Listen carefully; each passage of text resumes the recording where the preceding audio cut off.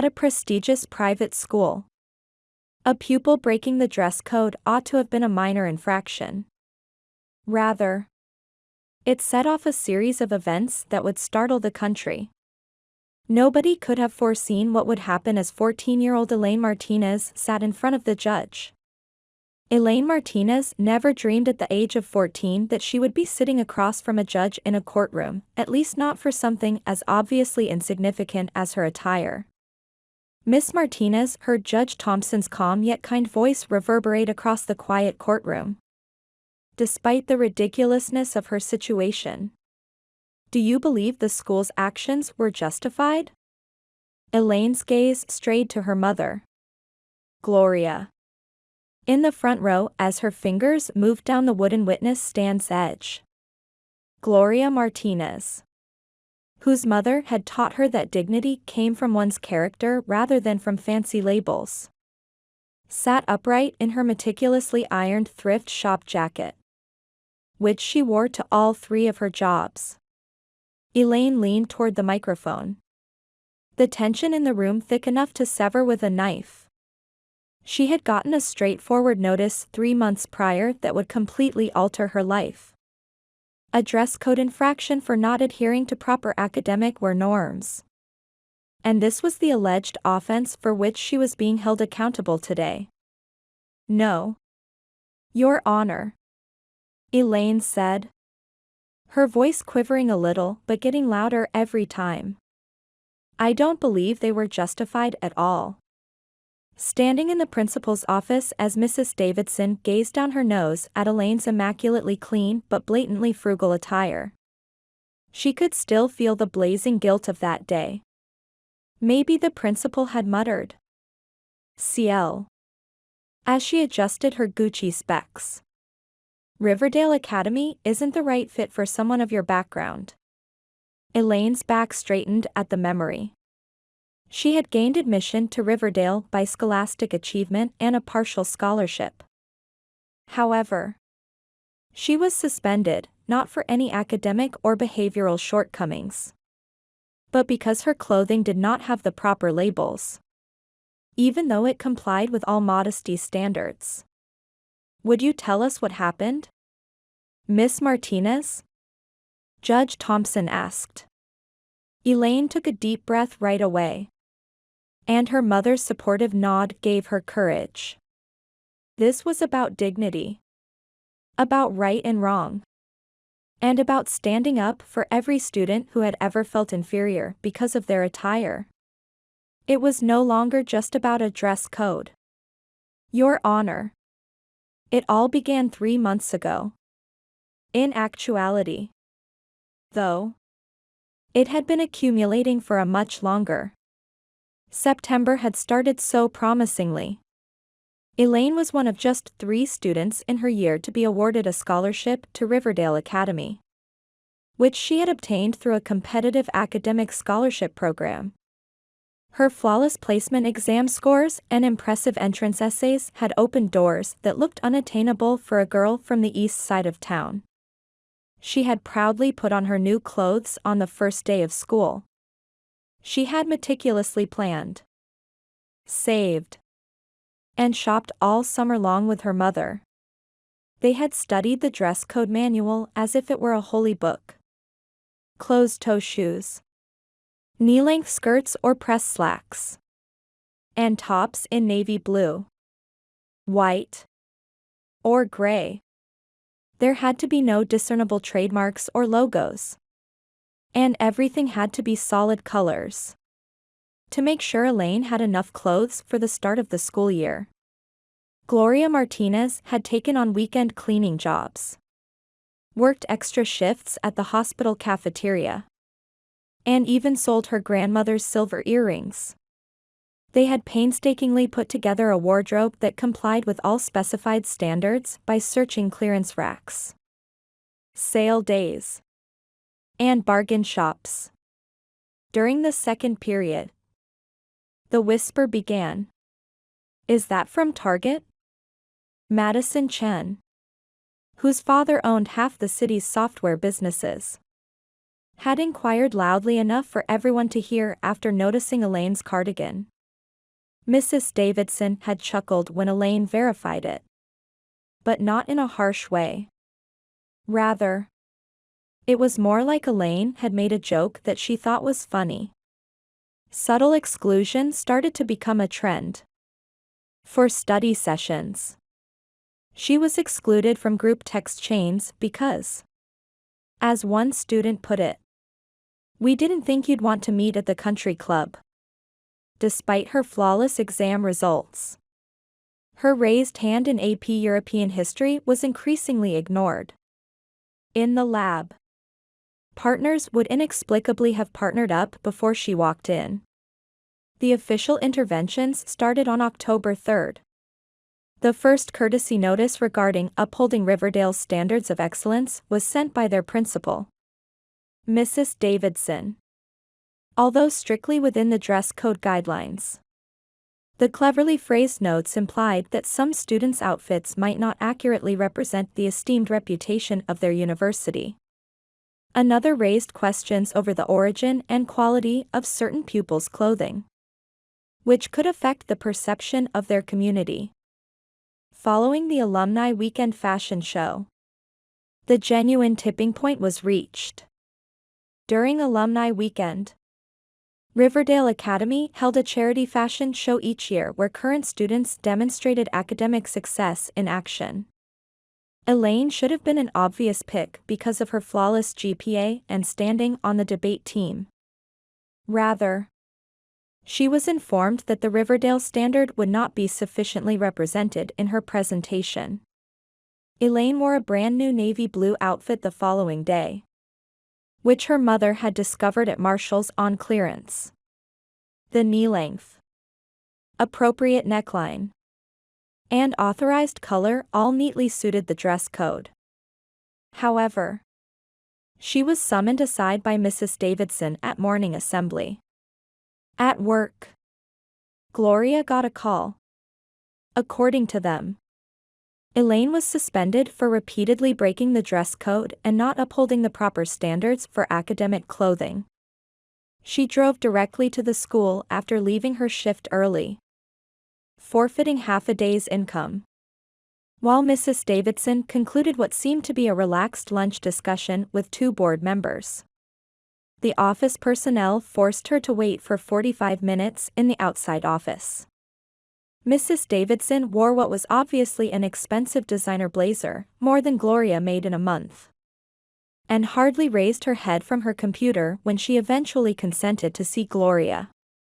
"Perhaps, Mrs. Martinez, Riverdale Academy isn't the right fit for your daughter," she remarked, adjusting her glasses. It was an obvious message. The garments themselves weren't the main focus. Rather, it was about their origins and, consequently, Elaine's. The only issue with her clothes was that they were from the wrong places. Even though she had the best GPA in her class, was never late, and never broke any rules, the unspoken clothing code had taken precedence over academic success. That afternoon, there was silence on the trip home from Riverdale Academy, as Gloria's hands grasped the steering wheel of their aging Honda Civic. The smell of industrial cleaning still clung to her sleeves, making her cafeteria uniform feel heavy on her shoulders. Elaine sat upright in the passenger seat, her status suspended between them like an imperceptible wall. Gloria saw her image in the rearview mirror at a red light. She hadn't seen Richard Martinez in the marble foyer of his family's legal practice in 11 years. She could still hear the icy, calculating voice of his father. "Specify your cost. It is possible to manage this matter quietly." She would have been well off for years with the check they had promised to never return to their life with Richard's child in tow. Rather, she had left with a proud demeanor, prioritizing dignity before money.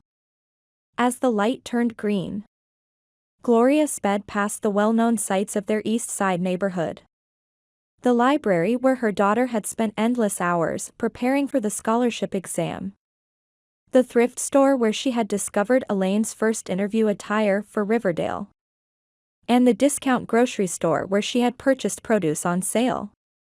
"Mom," Elaine said in a little voice that contrasted with the assured tone she had acquired since beginning at Riverdale.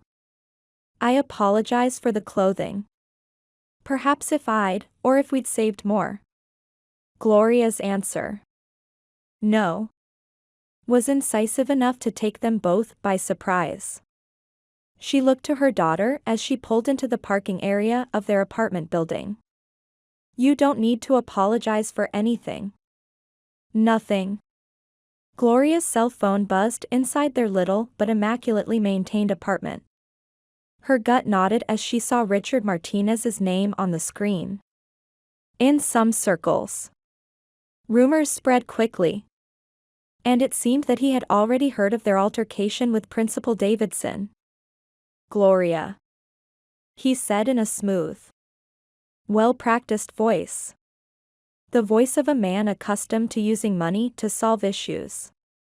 "I was informed of the events at Riverdale. I am able to make this disappear. Just give the chairman of the board a call." "Like you tried to make us go away?" Before she could stop herself, the words escaped her lips. A pause. "That is unfair. Family. I was young. Additionally, our daughter is currently being punished for dressing at Target rather than Nordstrom. What's fair about that?" "Richard?" Another pause. This one longer. "Gloria. Let me help. Not with cash, but with power. I work with the board members of Riverdale. I could demonstrate the exact flaws in this entire system with just one word." Now that years of repressed rage had solidified into resolve, Gloria's voice was steady. "Yes. Elaine might benefit from your influence. However, what about the following pupil? The next parent? Putting in 3 jobs to provide a better education for their child?" Gloria hung up and took a seat at their tiny kitchen table, where Elaine's flawless report cards were prominently hung on the fridge. A newspaper item about her scholarship award and a picture of her first day at Riverdale, with Gloria standing proudly next to her and Elaine grinning in her well-chosen uniform, were placed next to them. They both looked up at the sound of keys in the door. Still wearing her nursing scrubs, Gloria's best friend and co-worker, Elaine, stormed in without knocking. Elaine replied, "I just heard from Maria in HR." As she sank into a chair. "Santa Mary's is where her niece is. Last year, a scholarship student at a private institution discovered that her perfectly fine clothing was no longer appropriate. The family was unable to fight. The girl's return to public school was now out of its price range. Something in Gloria broke that night. Perhaps it was years of swallowing her pride while people like Mrs. Davidson looked down on her daughter. The weight of all those additional shifts. Or the image of Elaine's face in the principal's office. Gloria felt herself grabbing for her phone. Whatever it was. "Elaine," she called. "Come here." Elaine had studied her way into the Riverdale Scholarship Program. And they sat at their little kitchen table together. Gloria held her phone up and hit the record button. "My name is Gloria Martinez," she said, still wearing her cafeteria uniform. Her voice calm despite her obvious weariness. "My kid received a suspension from Riverdale Academy today. Her clothing came from Target rather than Nordstrom, even though it complied with all dress code requirements. Not because she was cheating or fighting." Elaine appeared alongside her mother on camera. displaying a printout of the school's dress code next to the marshal's outfit that had resulted in her suspension, identical in terms of length, color, and style. The price tag is the only difference, she illustrated. They discussed how upholding standards had turned into a code for preserving economic barriers, as well as the subtle discrimination and exclusion. Gloria described how she worked 3 jobs to provide her daughter with a higher education, only to see that opportunity taken away due to fancy brands. The footage was initially shared by Gloria's coworker in the hospital cafeteria. Elaine. Watch this, she wrote. This is happening at Riverdale Academy right now. After that, the nurses and custodial staff shared it, followed by the other cafeteria employees. By midnight, it had spread to the children of the hospital administration, many of whom went to private schools. The video had gone viral by the next morning. It was circulated first by local parent organizations, then by educational advocacy pages, and finally by national news outlets. As other families shared similar tales of prejudice concealed under dress restrictions and standards of excellence, comments flooded in from all over the nation. Gloria kept getting buzzing messages on her phone. Messages from parents at other private schools, civil rights organizations giving support, and former Riverdale students who had experienced similar treatment poured in. She was drawn to a comment made by Catherine Wong. They did the same to my daughter last spring. We felt so isolated. No more. Next, the Johnsons made contact. After his father's business failed, their kid was encouraged to pursue his studies abroad. Then came the messages from Hamilton Academy, Westbrook Prep, and Santa Mary's, a pattern of institutionalized prejudice concealed beneath well-crafted regulations and immaculately maintained uniforms.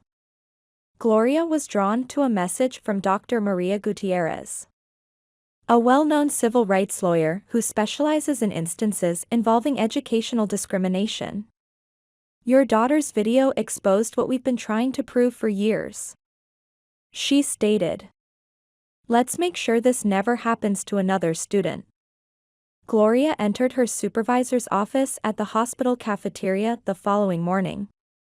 She was aware that her daughter came first, but she also realized that she couldn't afford to take even an hour off. Her boss flipped her computer monitor around before she could say anything. The video of Elaine was playing. There were now millions of views. Her boss answered, "Take whatever time you need," with a tone of intense pride. "We've got your back." Gloria and Elaine saw their narrative evolve in a way they never could have predicted while sitting in the federal courts a few weeks after the video went public. By fusing their widely shared testimony with the evidence of dozens of other families who had come forward, Dr. Gutierrez had constructed a strong case. The courtroom was filled with people when they watched Elaine's video. Parents in business suits were seated next to hospital staff in scrubs, serving as a stark reminder that discrimination never ended when a shift was over. With Digity over Designer trending across all platforms, social media had turned their personal humiliation into a national dialogue on educational fairness. The school board's lawyers sat at their table with confidence, equipped with precedent about the ability of private institutions to set their own standards, even if Principal Davidson had been removed while the investigation was ongoing. For financial advantage, they attempted to portray Gloria and Elaine as attention seekers riding a wave of viral popularity. Dr. Gutierrez then started to present the evidence, which included emails discussing strategies to encourage more qualified applicants to apply, surveillance footage of administrators excluding only scholarship students for uniform checks, and a pattern of coincidental scheduling that prevented scholarship students from attending college recruitment events. When Elaine took the stand, it was a watershed moment. The reluctant girl from the viral video was gone. A young woman who had discovered her voice in the face of injustice took her place. As she explained the pattern of discrimination, the unintentional exclusion from school functions, the subliminal offers to transfer, and the hushed remarks about upholding standards, her voice became louder. The viral video's unvarnished honesty was all the more potent in this formal setting as it aired on the courtroom screen. "We hope that some people might relate when my mom uploaded that video. Rather, we heard from hundreds of families who had experienced the same discrimination, students who had been expelled from schools due to their inability to achieve economic criteria rather than intellectual ones." When the lawyer for the school board attempted to speak up, Judge Thompson waved him away while keeping her gaze on the girl. Elaine's voice was firm and unwavering as she said, "Your Honor, my mother taught me that dignity isn't found in a price tag or how strange your clothes look. She demonstrated to me that doing the right thing is more important than fitting in. I'm here today for all the students who have ever felt inferior because of their attire. Not just for myself." Gloria was crying as she watched her daughter from the gallery. She reflected on that day in the principal's office, on all the missed vacations and double shifts, and on Richard Martinez's attempt to use his power to resolve the issue. Above all, though, she considered dignity, the kind that was neither purchase nor sale. That's the kind her daughter now represented on the witness panel. Signs outside the courthouse, where children from schools all throughout the city had gathered in support, now bore the social media hashtag that had led them here: Digity over designer. However, it wasn't about viral celebrity or popular subjects within the courtroom. It was about a mother and daughter who refused to allow a price tag to define their dignity, exposing a discriminatory system that could no longer be concealed by well-crafted regulations and immaculate uniforms. On a clear day, Judge Thompson's decision struck like a thunderbolt. The ruling was thorough, she said, her voice filling the quiet courtroom. "We cannot allow economic discrimination to masquerade as standards of excellence in a society that claims to value education as the great equalizer." In addition to having Elaine's suspension lifted and her full reinstatement granted, Riverdale Academy and other private schools that receive state financing were mandated to establish dress standards that are open, equitable, and economically neutral. The establishment of an oversight group comprising parents from various economic backgrounds was mandated by the school board. But what really altered their lives was what transpired after the gavel dropped. Gloria was contacted by Judge Thompson in the hallway of the courthouse. "Mrs. Martinez," she said, "I have observed your decency and your resolve to stand up for what is right instead of what is convenient throughout this trial. It's precisely what I've been seeking." Gloria discovered that, prior to being appointed to the bench, Judge Thompson had established a prosperous restaurant chain that prioritized moral business conduct and was currently growing across the country. She required someone to lead their CSR program who was knowledgeable about the service sector and the value of establishing real possibilities for growth. Judge Thompson clarified, "The position is in Denver. Double your current income. Receive full benefits. And, above all, have the opportunity to actually influence how businesses view economic equity."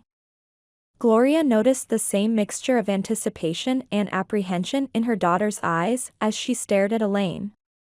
They had put in a lot of effort to remain in their community. But perhaps the true triumph lay in applying their knowledge to benefit others. 2 months later, Gloria was evaluating applications for the Dignity First scholarship program she had established, while sitting in her new office with a view of the Rocky Mountains. Their tale served as the inspiration for an effort that offered more than simply tuition aid. It ensured that students could fully engage in their educational experience without facing financial obstacles by covering all school-related fees.